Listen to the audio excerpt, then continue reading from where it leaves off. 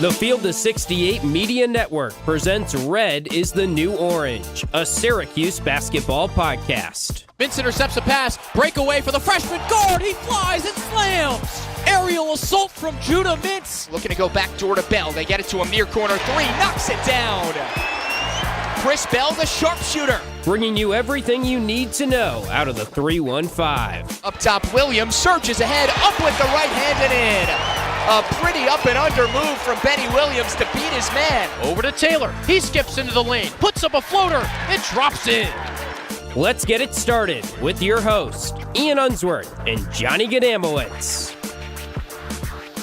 We got a two-game special this week. Ian Unsworth, Johnny Gdamowitz on Red is the New Orange, a Field of 68 podcast. You can follow us on Twitter, F68_Cuse. Also drop a follow to the Field of 68. Rob Doster, Jeff Goodman, and the guys are actually down in Boca right now for the Field of 68 Tip-Off Classic with Liberty, Charleston, and FAU. So they've got live recaps every night. Also, the games are actually on TV on ESPNU. I think the game tonight is Liberty Charleston at 6. So check that out. Also check out all the other team pods. And you can listen to us, Megaphone, Spotify, Apple Music, or Apple Podcasts, something like that. Johnny, I got caught up in the Spotify rap. I think Apple Music is something like that. My Spotify rap was all Future. Okay, see, I share my Spotify with my whole family, so we were getting a real mixed bag of Spotify. So we had Big Time Rush on there. We had Morgan Wallen on. I mean, take your pick. It was there. Well, you got a jumble of tastes at least. I think that's the good thing. And mine was at that. Mine was all rap. So you know, it is what it is. Speaking of a jumble, Syracuse-LSU. First half, not good. Second half, really good. And by the way, we'll have Mike Barber from the Richmond Times-Dispatch on in a bit to preview Syracuse and Virginia. That's a Cavaliers team that looks really different from a year ago. So you want to stick around and hear that. Back to LSU. First half, 34-28, 33-28 after 20 minutes. Again, jumbled. I can't do the math here. But just not pretty basketball. Not at all. A lot of offensive rebounds, a lot of turnovers, fouls at the end of the first half got in the way of the rhythm. But if there's one thing that cut through it all, whether it was a 4-minute Syracuse scoring drought, whether it was LSU constantly beating the Orange to the boards, it was Judah Mintz. Judah Mintz, at the end of the day, was the best player on the floor for the entire 30-something minutes that he played. He had an 8-0 run himself to start half number 2. Career high in points. I think what's encouraging from a team standpoint as a whole, and you mentioned that ugly first half, still finding a way to be up at the break, right? Up by 5. We talk about, okay, we've had conversations of this team needing to find a way to piece together a full, strong 40 minutes. And while it certainly wasn't a full, strong 40 minutes, at the same token, at least you're getting a little more consistency, dare I say, from start to finish in terms of finding a way to be on top of the break. But Judah, just incredible. I mean, he had a ferocious posterizing slam that set social media ablaze that probably ticked him up on mock drafts a couple of slots. But at the end of the day, he is the star that is going to shine brightest for Syracuse this year. There's no doubt about it. And if Syracuse wants any chance at, hitting its ceiling, having consistent Judah Mintz superstar type performances, which is what we got against LSU, is something that is going to do Syracuse a lot of favors. As far as the second half, it looked a lot cleaner. I mean, you talk about the Orange being plus 13 on the glass in the second half alone. They were going to work on the boards, which is something I know I've called for them to do more on this podcast.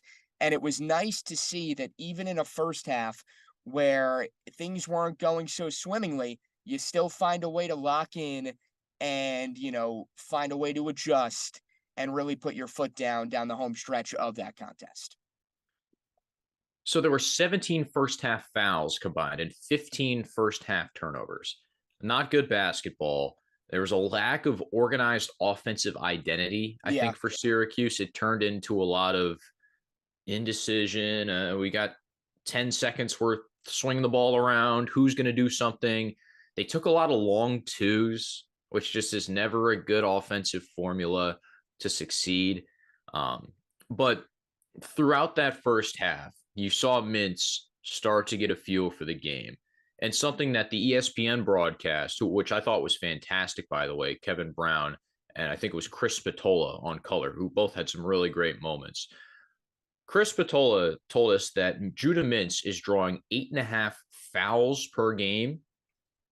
And LSU's coaching staff was most worried about how to avoid not fouling Judah Mintz, right? They did not want to put him at the line. And again, when nobody else can score, Judah Mintz shot 15 total free throws in this game, a lot of them coming in the first half. So when Syracuse can't get offense from anywhere else, at least that's what it felt like in the first half, Mintz is consistently getting to the line. And there's only so much you can do, right, from a defensive standpoint when you've got all of Judah Mintz charging at you full head of steam. Obviously, you want to make him earn his points, right? This is someone who likes to get to the rim. But at a certain point, yes, I think even from a Judah standpoint, he recognizes that, right? Make no mistake, he's trying to get to the line. If you tell him he's getting 15 free throws, he'll take that and run with it. I think what's going to be interesting is, and we'll hit on this with Mike Barber coming up shortly, but what's going to happen when you have teams that are content to try to pack it in, right, and really prevent guys from getting to the cup, and not only have that physicality to prevent the dribble drive, but also the perimeter defense to close out on shooters and just sort of limit your options. And I think Virginia will probably be Syracuse's first real test when it comes to, well, I shouldn't say first real test because obviously the Maui Invitational, those teams were legit. But in terms of it being the ACC opener, this is what you're going to get consistently in terms of the defense, right? Teams that are up to the task, teams that are going to do their homework on Judah and try to get him out of his comfort zone. Something I also wanted to bring up, Ian, is, from a Syracuse defensive standpoint, whether it's Judah or really collectively, it felt like this team took a stride defensively. And I know LSU is not a great team at all. We had John Eads from WAFB on with us on our last edition of the pod to sort of preview where the Tigers are at. And one of the players he made mention of was Will Baker, right, as a guy who has been a bright spot. SU neutralized him. 3 points, 1 of 5. He had no impact on this basketball game. Not only that, Tigers didn't have anything going from range either. I mean, you shoot 2 for 22 from 3, you're gonna find you're not gonna have an easy time winning games when the percentages are that poor. So I think it's a little bit of both. I think it's the fact that Syracuse's defense took strides. Judah Mintz took over the basketball game. Mentioned that 8-0 run to start half number 2, combined with the fact that very clearly documented LSU still has plenty of issues to sort out. Baker got in some early foul trouble too. He did. I think he only finished with 3, but the early ones didn't help at all. He didn't play a majority of the first half. Yeah. And Naheem McLeod kind of took him out of the game too. A couple early blocks. I think Malik Brown had a big one too. And Syracuse protected the rim well early on. And even though LSU kept getting those offensive rebounds, it was long board after long board and then 3 after 3 after 3. And those 3-pointers had no chance of going in, especially in the second half. Just the opening 10 minutes of the third quarter of the game, or the first 10 minutes of the second half, Syracuse outscored LSU 33-14. So combine that with the last 10 minutes of the second half, that's 50-24 in the middle 20 minutes of the basketball game. Syracuse put LSU away like really early in the second half. Lead got up to double digits after that 8-0 run, and then Chris Bell out of nowhere summoned Thor's hammer and just let it rip, and then finished the game 6 of 10 from behind the arc. And I think 5 of those threes came in probably about a 3 to 4 minute span in the second half. Yeah, he finished with 20 points all told, and if I'm not mistaken, I think that's his second straight home game where he hit the 20 mark. So good to see Bell starting to turn a corner. You hate to be the glass half empty guy, Ian, but one thing Well, that usually was that's me, yeah. normally that is you. I'm gonna, do my best Ian impression here in terms of a concern I have. JJ Starling was not particularly good in this game. Didn't have a bucket from the field. Finished 0 of 6, 3 points. And I know it's okay because, Judah sort of gave you the game that he did, and, Syracuse ended up blowing him out of the gates anyway. But I think, that's concerning to an extent, right? Like, how could it not be? You didn't bring JJ Starling in to only score 3 points. And obviously, everyone's going to have their off nights. But against a team, albeit a Power 5 team, that doesn't have a whole lot to write home about, you would hope that one of your premier players, so to speak, would be able to take advantage a little more than he did. Do you have a similar feeling, or are you not pressing the panic button as much? No, I'm with you. Yeah. Again, the broadcast pointed out well that Starling was not having a good night and consistently did it, even though Syracuse was up 20, because this is a kind of team where there are always going to be things to improve. There's Right. never going to be a game where you say Syracuse played its best basketball of the season until we're at least into 2024. Starling didn't get to the rim at all. That's his main issue right now. He's seeing someone cut off that driving lane, and he's either stopping for a long two or he's passing it around the perimeter. He doesn't have that extra burst or that extra level of aggression that Mintz has right now to go right at someone and draw contact or make it tough on the defense. He's got to have a bit more of that, that moxie to keep on going.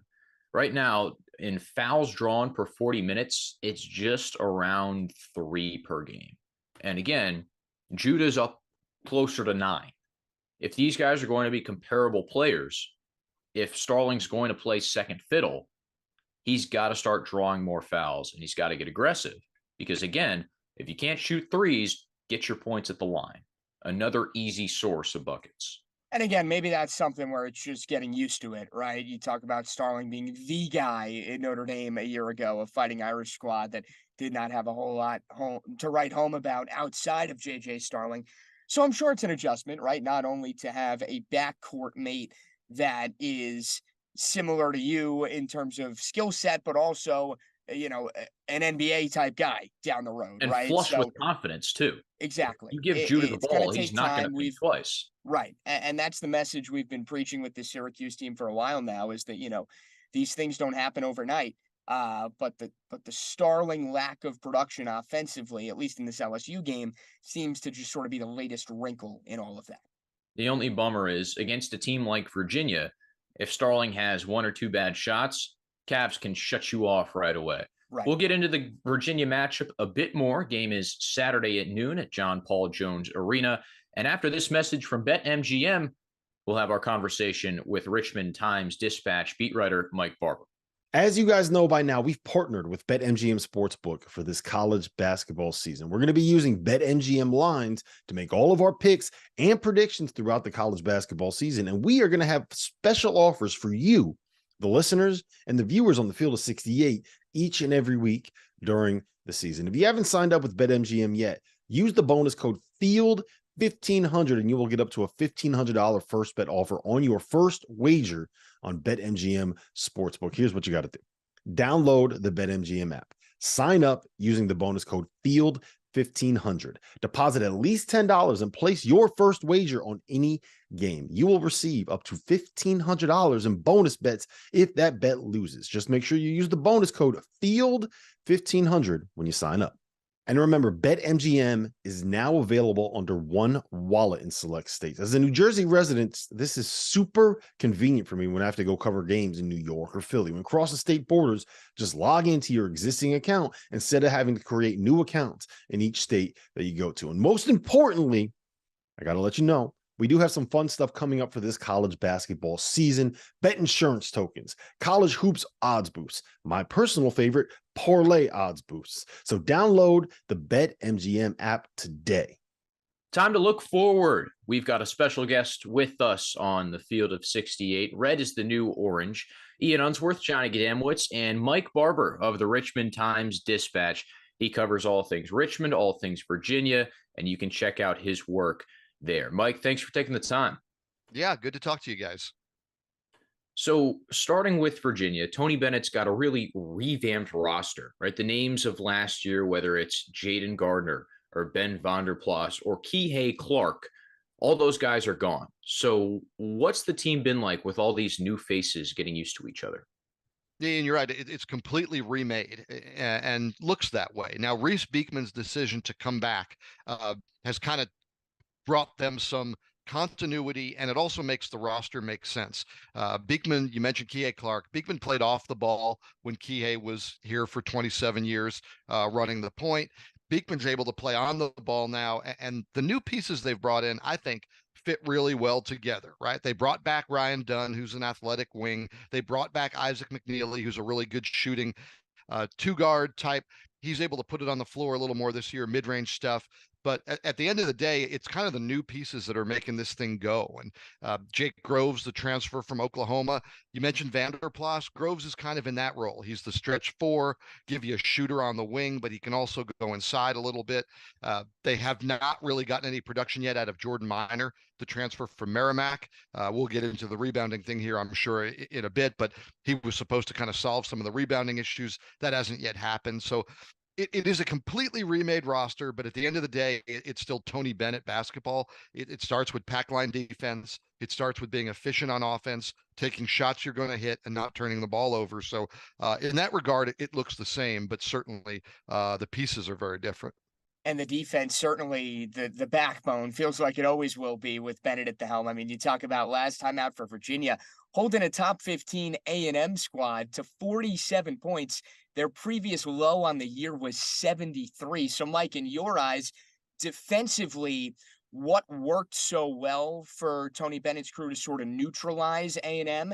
And how do you see that sort of translating to a dynamic Syracuse backcourt in Judah Mintz and J.J. Starling? Yeah, it's been interesting to watch because this is a really athletic Virginia defense. So they're blocking more shots. They're getting more steals. And I think for me, I looked at that and said, wow, this is a great defense. And Tony Bennett looks at it and says, well, we're blocking shots because we're giving up penetration, or we're getting a steal because we're allowing them to swing the ball more. So I think there's still some screws to be tightened for Virginia defensively. What I see as a team that, you know, in a less athletic version, I think they would lose a bunch of these early season games as they're figuring it out. This team is figuring out the pack line, all those new pieces we were just talking about, but they're so athletic that even when they screw up a little bit, they can get a block at the rim or an athletic steal to save them. Now against A&M, I thought it was pretty wild. I thought they played great defensively. I thought that athleticism showed up. The big problem for this team is they can't rebound. They're just not big. They can't rebound. It's not going to change. People say, oh, he's got to do this. He's got to do that. There's nothing you can do. You're not going to get your guys bigger in the next 3 months. This is what you got. And to watch it against A&M rebounded almost 50% of its missed shots, which is staggering. You should lose when that happens. But what Virginia did was, instead of giving up an offensive rebound that was a stick back, they'd give up the offensive rebound, but they were in position to push A&M back out, and they made A&M work again against the pack line. So despite giving up all those offensive rebounds, it didn't hurt them as much as it should. That was a key thing, and I think that athleticism and that sort of stoutness of not giving up the easy second chance buckets, I think that's going to be big again against Syracuse. We know Syracuse can't rebound to save its own life. The first half against LSU was a complete mess when it came. I think LSU had 13, maybe 14 offensive boards going into halftime. So it could be a battle of weaknesses at that point.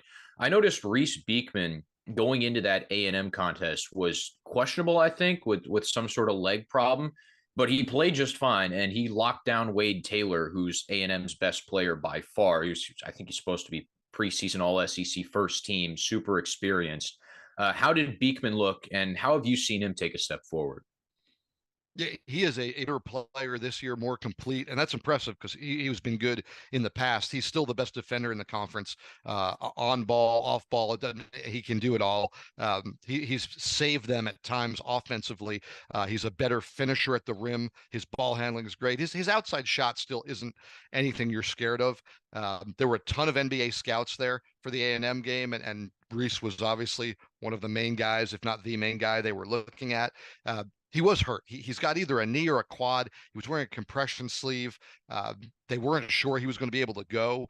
You could tell he was laboring, but he shut down Wade Taylor, he's the SEC preseason player of the year. I thought his defense was remarkable and probably impressed some NBA scouts knowing that he wasn't full speed and full go and was able to do that. So he's taken his game to another level, offensively and defensively. And I think I've lost track, but I think it's 4 times this year they've been either end of half or end of game with the ball, and he's been the guy every time in that possession. Now he's done some different things. He's tried to dribble penetrate at least twice. I can remember he tried for a pull-up near the elbow once, but he is the guy now that makes this team go.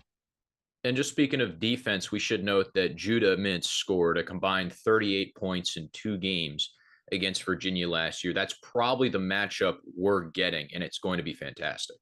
Yeah, well, and the Syracuse backcourt is outstanding.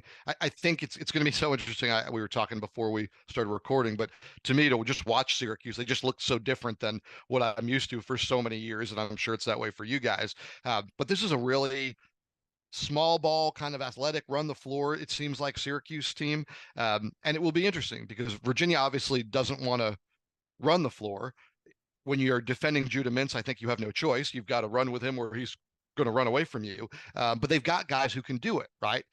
Beekman, we just talked about, but they've got a lot of athletic pieces. I think the thing that hurts Virginia in this matchup, I think Dante Harris, the transfer from Georgetown, was a great fit for this game because of that Syracuse backcourt with Mintz and Starling. I think if you have Beekman and Harris together on the floor, which Virginia had done sometimes, I think that's a really intriguing offense versus defense matchup. Harris rolled his ankle. He missed the last game. We don't expect him to be ready for this weekend. Ankles are funny, right? He could be back today. He could be out for 3 weeks. We don't know. It's one of the reasons they burned the red shirt on Elijah Gertrude, the bouncy freshman from New Jersey.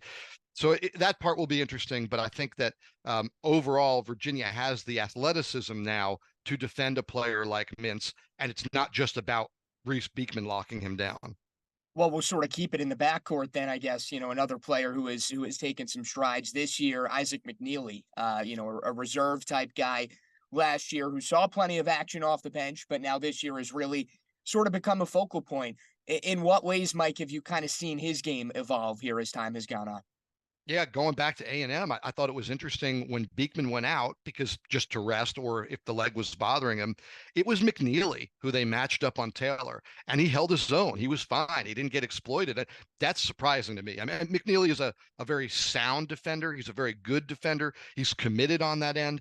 He's not the athlete that Reese Beekman is. I was really impressed with his defense. Offensively, he's done a nice job of expanding his game. And not that it wasn't there a year ago, but he was a catch and shoot guy a year ago. That was his role. It wasn't that they didn't believe he could do more. They didn't need him to do more. That's what they wanted from him. This year, they're asking him to handle the ball more. They're asking him to drive and find that mid-range. They're asking him to get penetration, get to the rim at times, and he's done it all really effectively. Now, he showed flashes of that last year where, guys were so afraid of his three-point shot, they'd come flying out on him, and he'd put the ball on the floor and go around them, pull up for that mid-range. That's a bigger part of his game now. So I really like the way he's developed, the way Dunn has developed. Those are the 2 sophomores they played heavily, and then Leon Bond III, who they redshirted. That class, people say, is it another big 3, right? DeAndre Hunter, Kyle Guy, Ty Jerome. Probably that's a bit much, but it's a really good group. Ian Unsworth, Johnny Gdamwitz, and Mike Barber from the Richmond Times-Dispatch breaking down Syracuse, Virginia. You mentioned the inside guys a little bit, Mike, and Virginia is kind of a smaller team this year. They don't have a Caden Shedrick or a Jay Huff, or at least a big presence inside.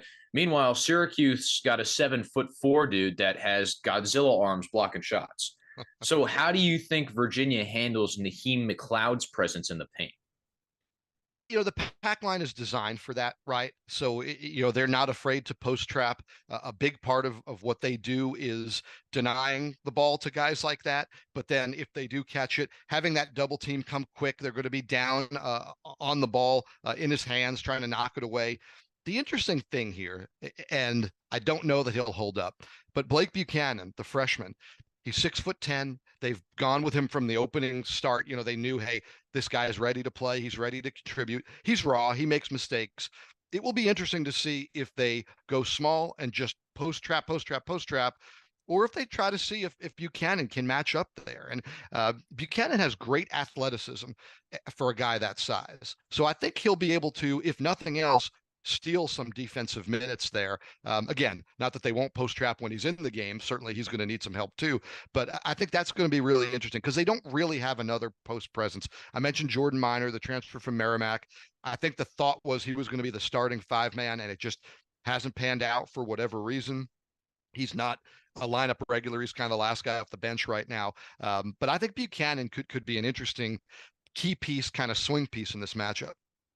As we wake up on this Friday morning when we're recording this, Virginia sits at 32 as far as KenPom is concerned. You look at the AP, Mike, and it's a UVA team that was there briefly earlier in the year before back in mid to late November, we can call it. But in your eyes, what's it going to need to take for this Virginia squad to maybe get a little bit more respect and a number in front of its name, like the Dukes, like the Carolinas, like the Miamis of the ACC, as far as that AP top 25 is concerned? Yeah, sometimes it's easy to criticize that poll, and in this case, I'm on their side. I didn't bother voting this year. I voted football. Basketball's just too many work, man. There's just too many damn games. But, Virginia to me is an unknown, and I think that's what the voters are saying. And when Virginia was unbeaten, they were saying, hey, okay, they're an unknown. That doesn't mean they're bad. They look pretty good. And then Wisconsin just bushwhacked them. I went down to Fort Myers, Florida to watch them in that event, and Wisconsin just crushed them on the glass. It was a huge thing. And I think the voters said, okay, there is a fatal flaw in this Virginia team. They cannot rebound the basketball, and they cannot beat teams that do. That's the end of story. Take them out of the poll. We're done. Now, the A&M win, I wouldn't be surprised if they move back into the poll because, one, that's a huge quality win. Buzz Williams, for all we can say about Buzz Williams, he's got a great team out there at A&M. I think they're going to be title contenders in the SEC. That's like an Elite 8 level, maybe Final 4 level team. So that win by itself, I think, is going to grab some attention.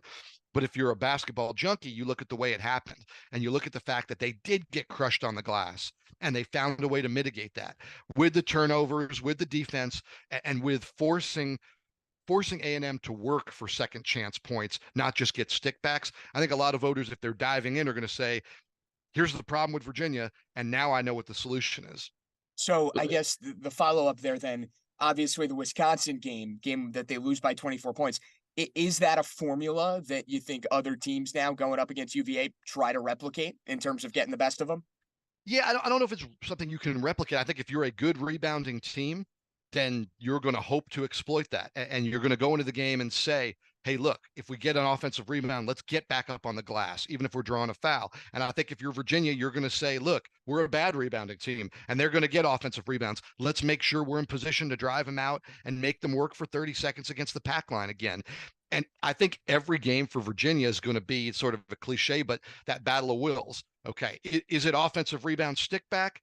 If it is, Virginia loses. Is it offensive rebound, force the ball back out and defend again? Then I think Virginia's going to grind people down and do what they did to A&M. So, I think you've got to be who you are when you play Virginia. I think you've got to be patient offensively. But teams that capitalize on the offensive glass will beat Virginia. Teams that don't will not. Well, patience hasn't exactly been the Orange's strong suit as of late. Honestly, Mike, when I look up and down the Cavaliers' schedule, that Memphis game in a couple of weeks, talk about physicality and rebounding, that'll be an interesting test to see if the Cavs have taken steps forward. But Syracuse-wise, this weekend should be an interesting matchup to see if the run and gun of the Orange can keep pace with the pack line Cavaliers. Mike Barber of the Richmond Times-Dispatch, thank you for some insight on the Cavs. Thanks for having me. You can check him out at RTD_Mike Barber on Twitter. And of course, drop us a follow on Twitter, F68_Cuse, and you can listen wherever you get your